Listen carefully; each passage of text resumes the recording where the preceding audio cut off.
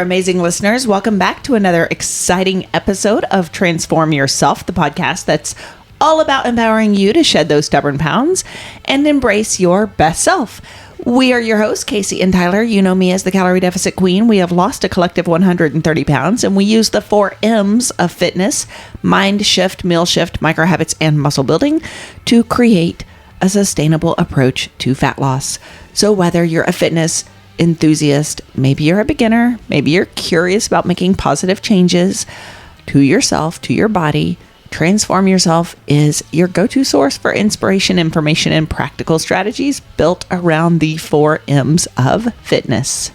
And today we're diving into something that's coming for all of us, whether you are ready or not. Something that's coming for all of us, whether we're ready or not. Is it death? I mean, no, it's not death. That is for sure. Yes, our podcast today is all about death. How we're all going to die. It's a bleak. Why bother? It's like, the Grim Reaper is coming for anyway. So why bother? Why do it? No. Death is around the corner. I mean, okay. But it's true. It's the holidays. We're talking about the holidays, Tyler. Well, it could be the ghost of Christmas past or something. Like someone walk around in chains. No. Listen. Where's Ebenezer? The holidays, they don't have to derail your progress. For years, they did for me. They did for you too, right? I mean, sure. Yeah. Our old self. That's presupposing I was making any sort of progress.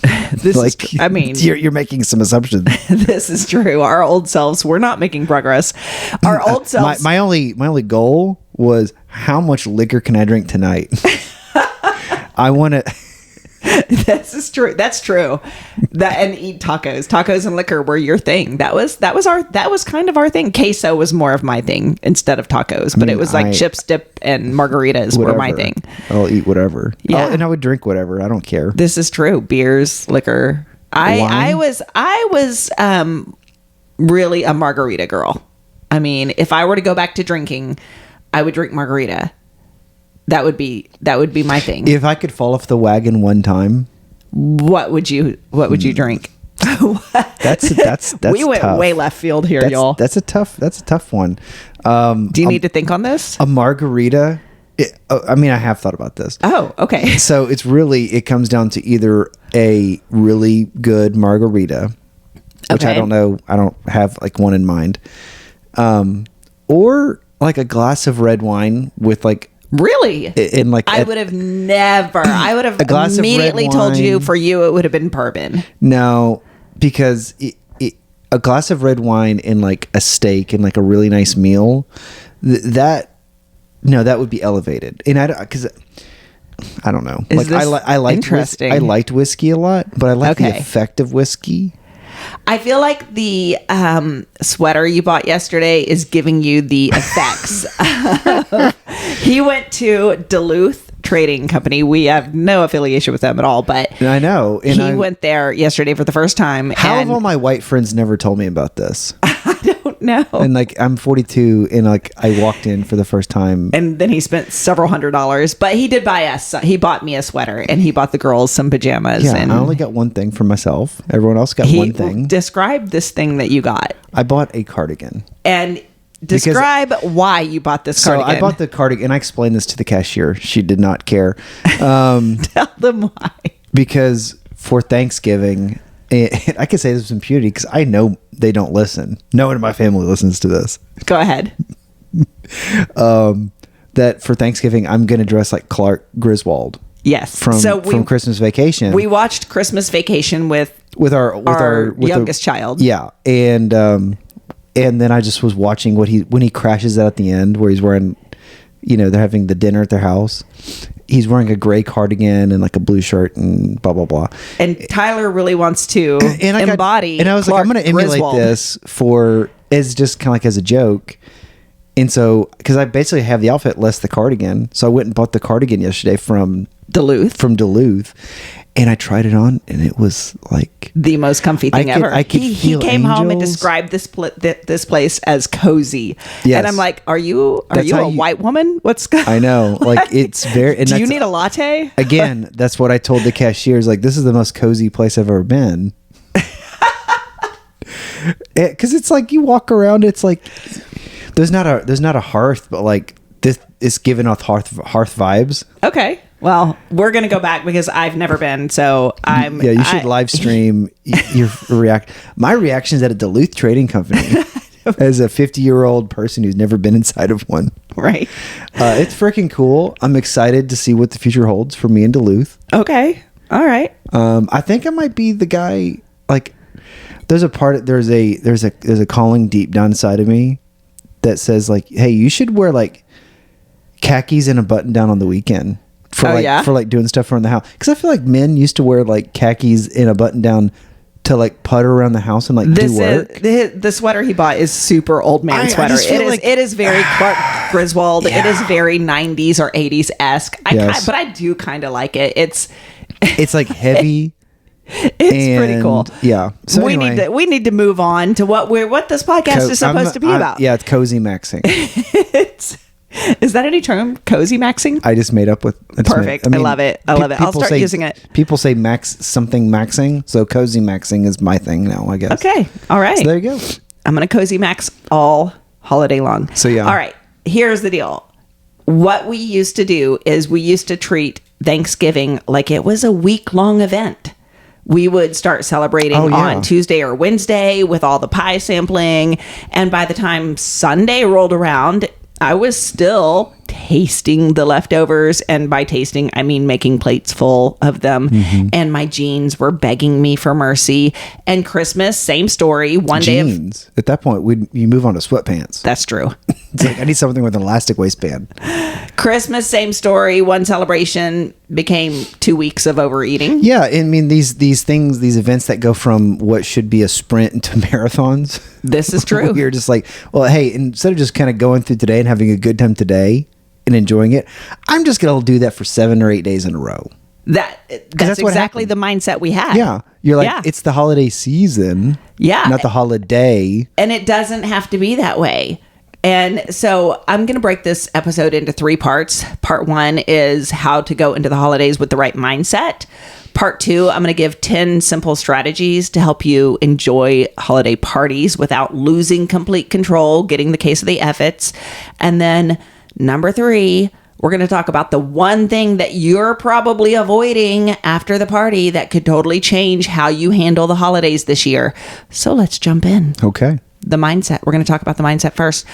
We're going to reframe how we think about the holidays because most women I coach go into November and December thinking of it as the eating season, right? It's the season of eating, the season of cookies, the season of, right? No. Well, I mean, Thanksgiving, season of overconsumption. It doesn't have to be that way. That is optional. The truth, Thanksgiving is one day, y'all. Christmas is one day. Is one day. And yes, it is a feast in its nature. Yeah. But here's the thing: you're also not having to survive the winter with a cornucopia and having to like bury it's 20, fish. 25, y'all. Bury a fish to make your corn grow. Like we don't have to observe all of the traditions. You can still have a feast in the spirit of Thanksgiving. Doesn't mean you have to like right. Yeah, and for 9 days in a row. Let me don't get this twisted. Like I'm not saying to be in a calorie deficit on Thanksgiving Day. No, that is not what I'm saying. In you're fact, saying the exact opposite. I'm not in a calorie deficit on Thanksgiving, nor am I in a calorie deficit on Christmas Day. Would you recommend any of your clients to forego Thanksgiving? I would never recommend that to my clients. Yeah, I would exactly. recommend have a great time, have a fantastic time with your family, eat the things you want to eat, but then get right back on track. Yeah. And that's kind of what we're talking about. You can't do it for 7 days. You can do it for a day. You can do it for an afternoon. Yeah. Even this, though, y'all, think about this. So what if you said, like, okay, the day before Thanksgiving is going to be an overeating day, the day of Thanksgiving. Okay, great. Those are 2. Christmas Eve and Christmas. Okay, there's 2 more. New Year's Eve, New Year's Day. That's 6. 6 days out of 60, like for November, December, 6 days out of 60, that's still 90% consistent if you are staying on track on the other days. You can still maintain your weight or get to a goal with that amount of consistency. When you start treating every celebration as an excuse to pause your goals, it's like telling your brain, hey, consistency doesn't matter for the next 6 or 8 weeks. And guess what? Your habits, they listen to you. So this year, I want you to shift your mindset from holiday season to holiday moments. That's exactly it. I want you to think of it as a holiday moment. So you can fully enjoy those moments without turning them into a week of regret. It's about having a plan. It's about staying aware. It's about remembering that one meal does not make you, just like one meal does not break you. Part 2, let's talk about 10 strategies for your next holiday party. We're going to get tactical here. 10 simple strategies. Number 1, don't skip meals before a holiday event or moment. Big mistake. If you skip breakfast or lunch before a party, it's going to set you up to arrive starving. And when you're starving, you're not going to make balanced choices. You're going to make terrible choices. I used to do this. I do this. I still do this. Do you really? Why? Why would you do that to yourself? Because I like to show. Okay. I mean, I don't know. Do you want me to really say? Yeah. Okay. Because I like showing up to an event hungry because it makes it more enjoyable. Okay, well, you're doing it for a different reason. You're doing it because you feel like when you're extra hungry, you feel like you enjoy the food more. It's that, and it's also like today. Like if for some reason today, like this afternoon, we're going to go have whatever lunch with my family. I would probably intentionally kind of like not eat much leading up to it because I know like I'm going to go a little ham. Pardon the pun. Okay.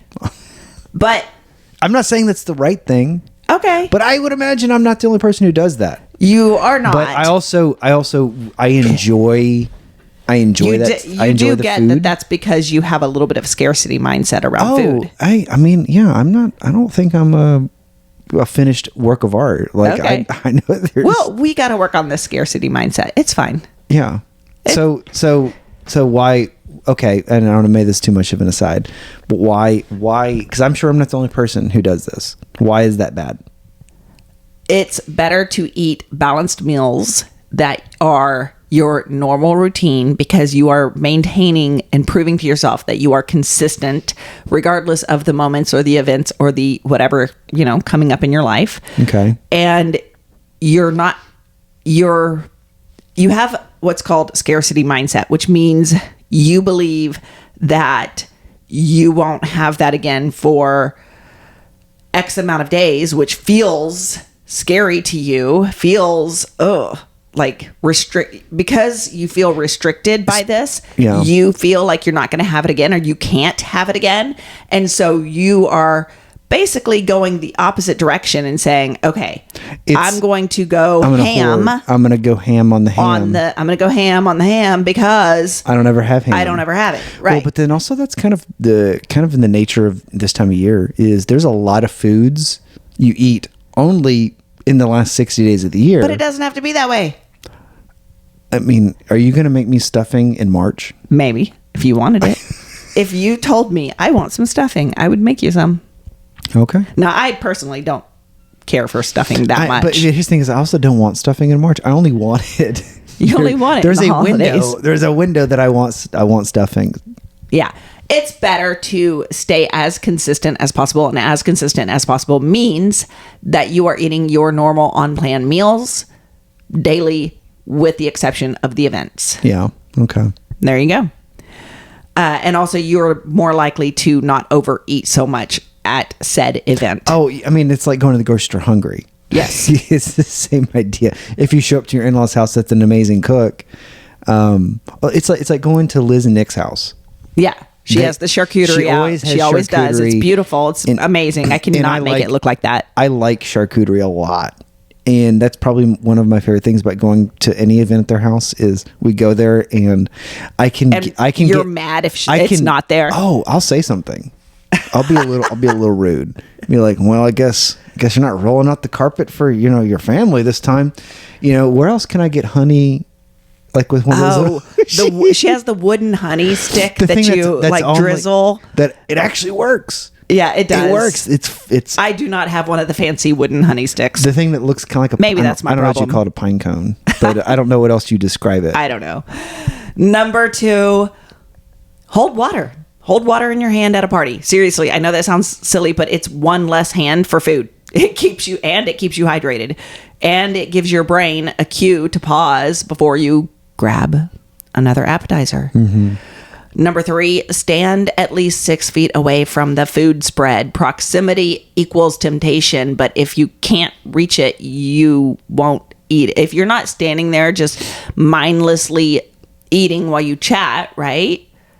You're going to be less likely to fog eat. So chat somewhere away from the spread of food, not right next to it. That's got to be something, I think, that if you're in that situation, you have to kind of take the bull by the horns and try to lead it. And physically move the conversation, because it is very normal to just sit there as a group of people and stand around the food and just, just have a bite of a handful of cashews, and now I'll have some pastrami, and now some cookies, and now a cookie, and some chips, right, and dip. and before the meal even happens, you've downed 800 calories. Yeah, you've had 800 calories, 2 light beers, right? And now it's time to eat. Right.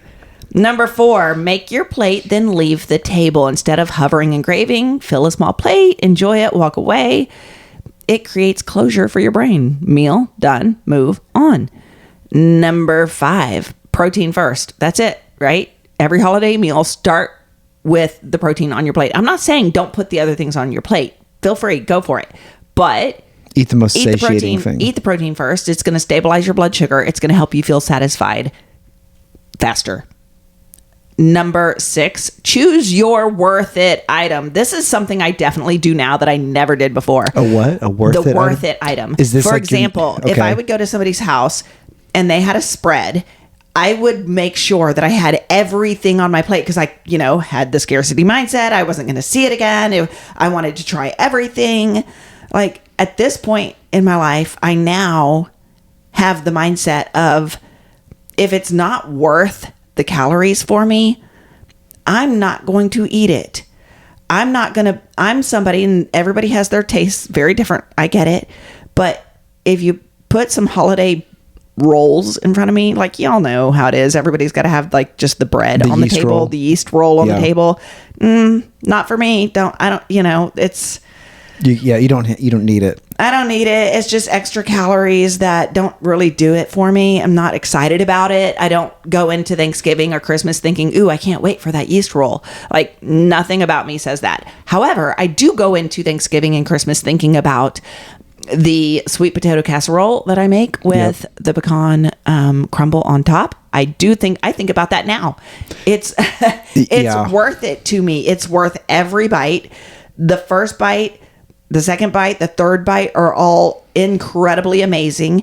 If you take a bite of somebody's dessert, and I've done this before at our neighbor's house, where we go over to their house sometimes on the Thanksgiving at night. They have a big party. They do bingo. It's a lot of fun. And they have tons of family members that come. It's a big potluck. So there's all kinds of foods there that I, maybe haven't tried. So I will put different desserts on my plate. There has been more than once that I'll put food on a plate. I'll take a bite and I'm like, it was good, but it's not that good. It's kind of like meh. People did that to me last year. If I have any kind of meh at all thought, I immediately just, I quietly make my way to the trash can and try to throw it away without anybody noticing that I just chunked their dessert. Yeah. You did this to me last year. I did do this to you. Yeah. My bacon wrapped Oreos. You threw. So terrible. Awful. They're not terrible. They're good. Bacon wrapped Oreos, y'all. It's as good as you on a smoker. You take an Oreo and you take half. Why are we describing this to people who are trying to lose fat? I'm just saying. Moving on. So you take the Oreo, you wrap it in bacon, you put it on a smoker, boom. And it was disgusting. Number 7, focus on people, not plates. The whole point of the gatherings, y'all, is connection, not consumption. Shift your focus from what can I eat to who can I connect with. Yes, because that's what it's about. Because if the whole thing is about being thankful, truly, if it's about being thankful, it's the people that we're thankful for. Yes, always. We're not thankful for Kraft mac and cheese. For sure. Number 8, set a time that you will either leave or you will stop eating. And you don't have to tell anybody this. This can just live in your head. Give yourself a soft cutoff so that you're not mindlessly grazing for hours, even though you're already full and you're just still eating on the cookies that are still there. Tell yourself, listen, like after dessert, I'm switching to water. Give yourself some kind of cue so that you know. And nobody else, again, has to know. But it's also not a competition.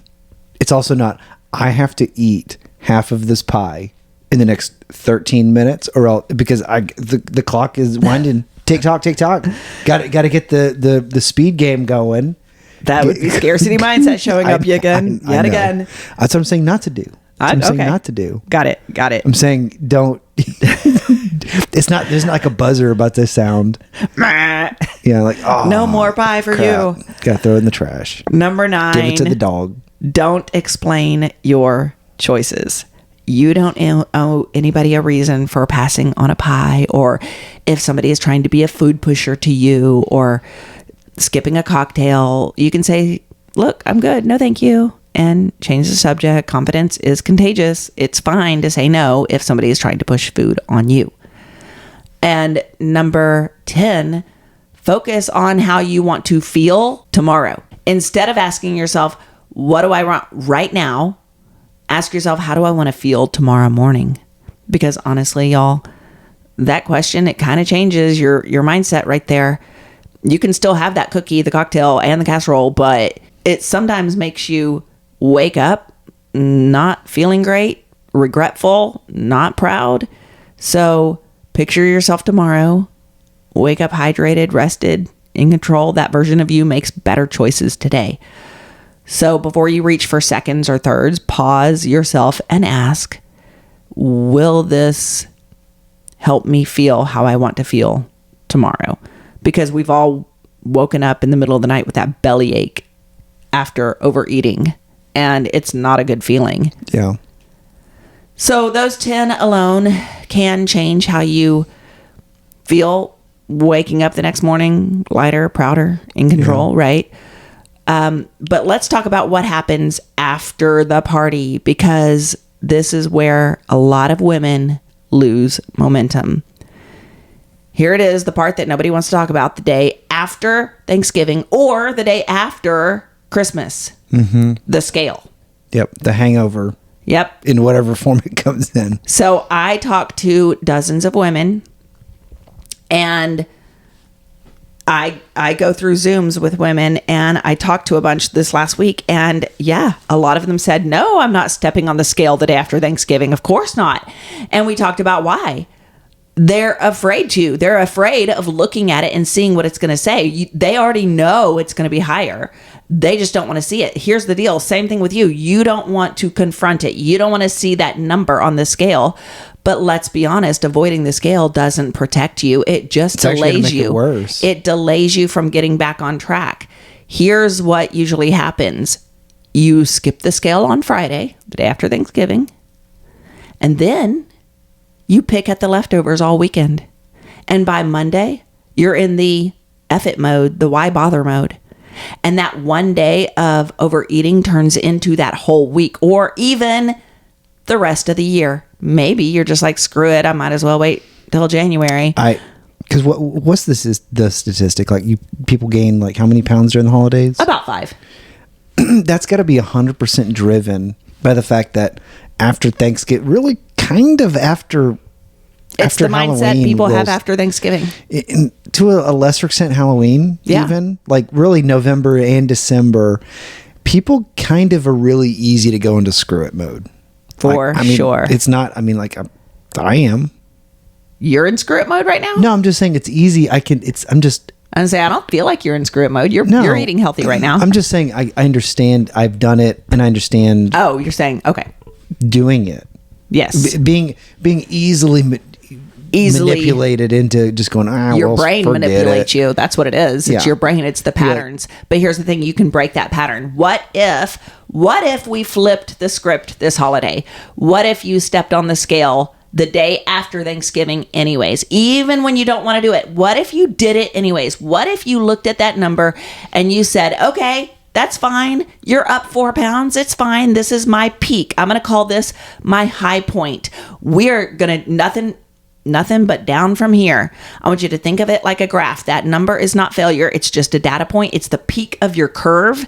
And now you have 24 hours to prove to yourself that you're the woman who can get right back on track. You can eat your protein breakfast, drink your water, move your body. And the next day you step on the scale again and boom, it's down 2 pounds. That is not magic. That is momentum. Do y'all see the difference between these two women? Person one, she avoided the scale. She avoided the scale the day after Thanksgiving. She didn't want to see the so-called damage. She did, right? I don't really think it's damage. I think it's fine to eat off plan for Thanksgiving. But person one avoided the scale. She avoided the truth. And guess what that does? It just delays getting back on track. It delays it. And when you delay it, you end up spiraling. And that 1 day delay becomes 3 days of delay. The 3 days of delay becomes a week of delay when you could have already been back on track within the first 24 hours. Yeah. Person two, she faces the number. She gets on the scale anyways. She sees the number. It's up 3 or 4 pounds, 5 maybe even. She owns it. And then she takes back control immediately. One person loses power. The other person gains it. This year, be person two. Step on the scale. Own the data. You have 24 hours to prove to yourself that you're done with this whole start over Monday energy. And you are the person who identifies as getting back on track immediately. And the only way to break that cycle is to face it head on. So I actually urge my clients to get on the scale when it feels hard. Get on the scale when you don't want to. It's kind of like I also urge my clients, when you don't want to work out is the time you should work out. Yeah. Because you're basically rewiring and proving to yourself that you are the woman who shows up for yourself. You are the woman who follows through. Well, you are the woman who identifies as somebody who can get back on track. It's a skill like anything else. You're showing up and you're building up the muscle and being uncomfortable, because that is being uncomfortable. It is having to go look at the scale, having to confront when you that know number. it's not going to look good. You just have to you have to be okay with that discomfort. Yes, but you also have to have the right mindset when you get on that scale the next day and it's an uncomfortable number for you. This is where you have to say, that's okay. I own it. That happened. It's likely water weight because it is. It's mostly water weight. If it's like 4 pounds, you didn't eat in excess of 14,000 calories. That was the point I was really wanting to make, is like on Thanksgiving, you just go absolutely berserk. How many more calories could you even actually eat? If you ate gained 4 pounds of fat, you would have had to have eaten 14,000 calories. That's exactly my point. Which is insane. But you didn't do that. You couldn't do that. Unless you literally have an IV drip of Crisco, like, you're not going to be able to consume. It's physically, you just can't do it. So right. You're probably going to eat 1,000 or 1,500, maybe 2,000 calories extra on a day. Yeah. Which, if that's like a 1 day isolated thing, you'll be okay. 1 day's not going to wreck you. 1 day's not going to make you. No, period. It's going to be totally fine. It's going to come right off, and it's mostly water anyway. So as we head into the holiday season, remember, you can celebrate without self-sabotage. You can enjoy food without guilt. And you can step into the new year proud of your consistency, not desperate for another reset. And a quick announcement before you go. Next Monday will be our final podcast of 2025. We are going to take a 6-week break, just like we did last year. We have to rest, recharge, and plan what's coming for 2026.